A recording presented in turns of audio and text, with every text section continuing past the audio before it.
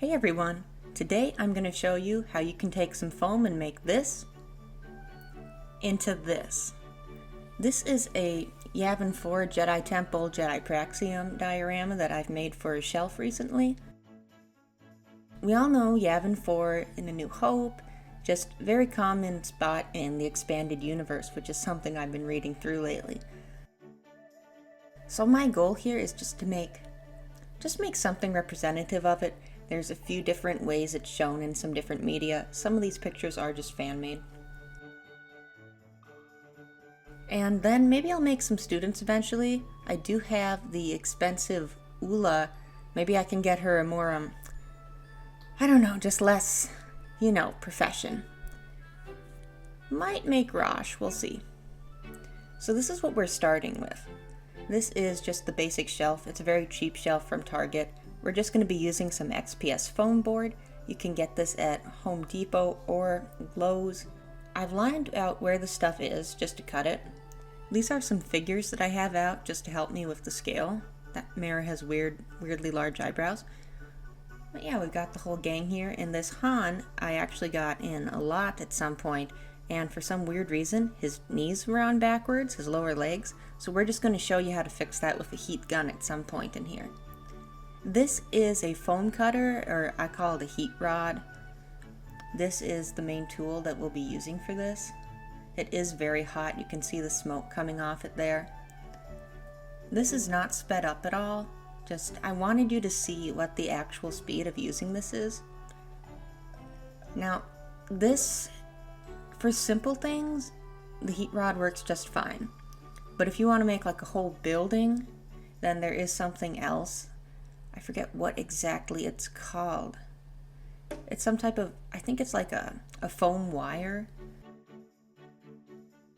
It comes with a whole setup, just makes stuff cut a lot straighter, but it is more expensive, so it's not something that I've messed around with. But for this one, we're using this tool. You can see that it does go a little slow, and this is putting off a lot of just melted plastic fumes, so I do wear a mask while I do this. I'd recommend that you do too. Right, and then once we chop that, we can just pull that right off. You can kind of see how it melts. It's a little fun, like a little mini lightsaber. So now I'm just testing that everything lines up because I want to put the support holes. I did give them some extra space just because I know it might not line up exactly, but all these do clear, so it looks good. This is my initial plan for how this kind of half courtyard, half just training runes area could look. This is all just made out of some scraps from other projects. Here's kind of that area seen in a comic book. This picture too is something that I'm kind of going for here, so I'm trying to mix those two. There's just mirror for scale. These are all scraps from some other projects. I'm just kind of putting them together, seeing what I can make. So now I'm going to do some detailing now that I've decided on a layout I like. That first cut was probably too deep. All these are probably a little deeper than I would have to do for this 3 3/4 scale. There are some other options if you don't want to do the thicker lines that the heat rod can give you. You can use a knife and cut the foam and then heat it up with a heat gun. That's something that many like to do. That creates some smaller lines. But for me with this one, I just went with this. Now I'm just kind of adding in some wear in there, because I figure it would have some, and then especially if it's a lightsaber training ground, there could be some big heated slashes, and thankfully I am using pretty much a big heated rod here. So we're just going to tap that, melt that. Now this is a piece that I like how it turned out, but I didn't end up using it in the final project. But I kept the footage in here just because I felt like it was just a good basic tutorial. Now here's some spots that I do use these in the final project. At this point, I'm not entirely sure what those will be, whether these will be the support column ones or the bench. I believe these ones end up being the bench, which if I were to go back and do it, I would not put any markings on the bottom of it, because then that's just kind of a hollow spot and looks weird.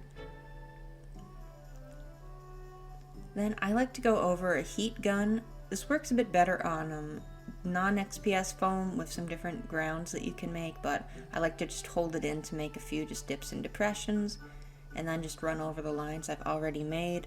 Again, it's probably expanding them a little far because I didn't use the knife and heat method, but at the same time I feel like it's just going to give it just a little bit of some extra texture. Another one that people like to do for this is they roll up a ball of tin foil and run it over, but as you'll see in some of these videos, one of my skill issues is that I'm lazy. So I'm just heat gunning this, but overall I'm pretty happy with the result. So we have our little courtyard. Okay, now this next part. This is just a side note using the heat gun. We're gonna fix Han. Maybe you have an issue with like a figure, maybe it's a tight joint or something. Or maybe you're like me and for some reason you just got something that came with the legs backwards. And someone tells you in a forum like, just heat it up with a heat gun, pull it off. And you don't know what that means. Well, this is what it looks like. So you don't want to melt the actual figure. So just a very little bit on each side. And then you can just pop that joint out. And then thankfully these ones were still flexible enough from how I heated them up that I could pop it back on. And I do have a safety note on the side here. I should not be setting the heat gun down like that. I should be putting it up properly. But there we go, we have Han. We got his legs back finally. He's so happy about it. And then while I did this, I did notice, I don't think you can see it when I hold it up, but this version of Han has some really, really weirdly sculpted like neck muscles. They are just like bearing down on you the whole time. Alright, so here is what we're looking at. We got these little details in. It might not look like much yet, but we're gonna get there. So here we are, we're just using, I say that a lot, but we're using this acrylic paint. This is just some simple stuff from Walmart. I mean, it's acrylic paint. You can find it pretty much anywhere unless you're in some grocery only store. So I'm just going to start brushing this on. For the start, I used this big brush, but definitely with getting it into all those little cracks in the foam, I did end up breaking out a lot of, not small brushes, but smaller, kind of medium. I like to use, there's these Hobby Lobby ones that are really thick. They're just kind of like a tin handle.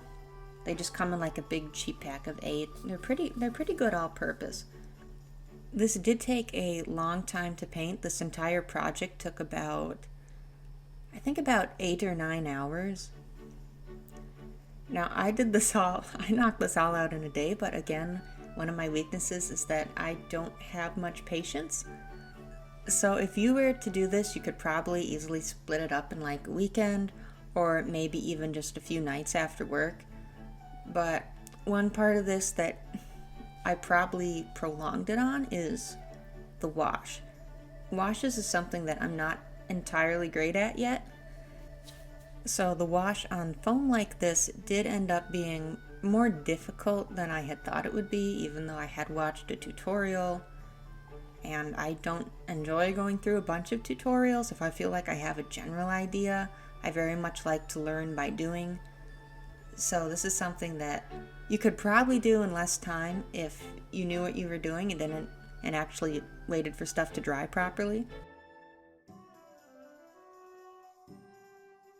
When you watch any of my videos on crafts, you will probably have an equal measure of, oh, I could do that, and wow, I could do that better, because I admit I rushed through some of this stuff.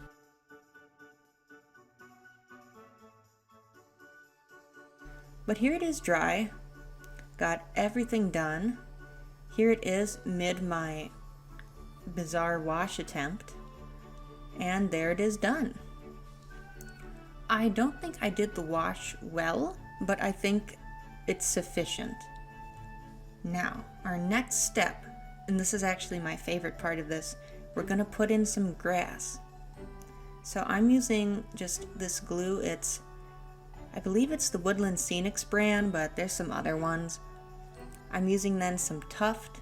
I believe I call it just grass at the end in my where you can buy it list, but yeah, it's Tuft. So this glue, it's not coming out too great there. It gets better. But this is something that you can buy in some tiny spray bottles at Hobby Lobby, but I've also found it in larger quantities. So I like to get a plastic spoon and just kind of sprinkle this in and then get it going over the glue. It's really fun to just spread, and with this it can double as some grass and mold. It does have a few different colors going on in it. So I like to go little by little. Now with this, I was looking at this and I thought, well, if that's a pillar, maybe there should be some dirt kind of around the bottom of it. This is something that you can apply in just as much or as little as you want to. I'm using it to cover up areas where I see that I made mistakes. So some of those open areas on the bench there where I did it two-sided with some details, and that left some holes in the bottom and just some spots I didn't like. I piled up some moss there. I just decided that's got some moss on it. One thing that I would do if I were to do all this over is I would probably fully paint each part individually so that I didn't have to pile things up while trying to do them sideways. My sprayer's working a little bit better there.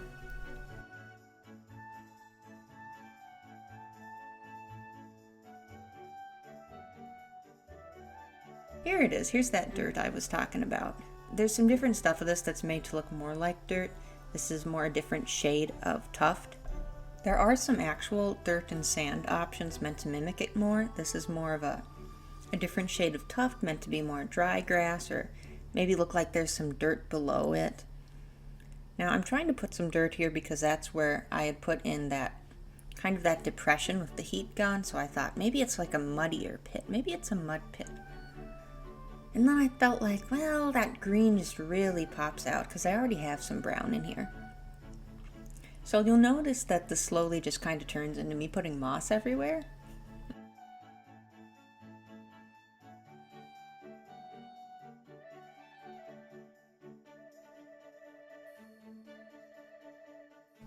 And there it is when we're done.